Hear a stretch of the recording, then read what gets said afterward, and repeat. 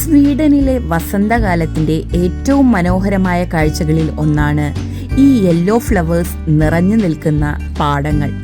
May June മാസങ്ങളിൽ മാത്രമാണ് ഇങ്ങനെ നമുക്ക് ഇവയെ കണ്ണിറയെ കാണാൻ കഴിയുക. കണ്ണെത്താത്തിടത്തോളം പരന്നു കിടക്കുന്ന ഈ മഞ്ഞ നിറം അത് കാണുമ്പോൾ തന്നെ മനസ്സിനൊരു പ്രത്യേക സന്തോഷം തോന്നും. ഇവയാണ് റാപ്സീഡ് പൂക്കൾ.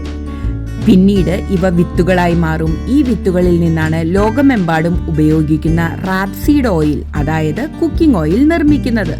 സ്വീഡൻ പോലുള്ള ജർമ്മനി, ഡെൻമാർക്ക്, ഫിൻലൻഡ് എന്നീ രാജ്യങ്ങൾ ഈ കൃഷി വളരെയധികം പ്രാധാന്യത്തോടെയാണ് കണക്കാക്കുന്നത്.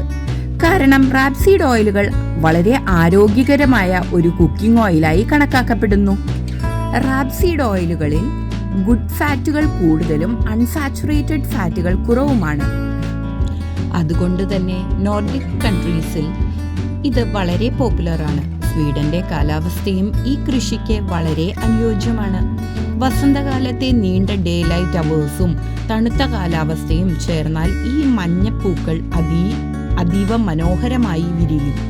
അതുകൊണ്ടാണ് മെയ് ജൂൺ മാസങ്ങളിൽ സ്വീഡനിലെ കൺട്രി സൈഡ് മുഴുവൻ ഒരു സ്വർണ്ണ നിറം പൂശിയ പോലെ തോന്നുന്നത്. മാസങ്ങളോളം മഞ്ഞും ഇരുളും കണ്ട ഭൂമി ഇപ്പോൾ സൂര്യന്റെ സ്പർശത്തിൽ വീണ്ടും ജീവിക്കുകയാണ്. ഓരോ പൂവും പറയുന്നത് ഒരേ കഥയാണ്.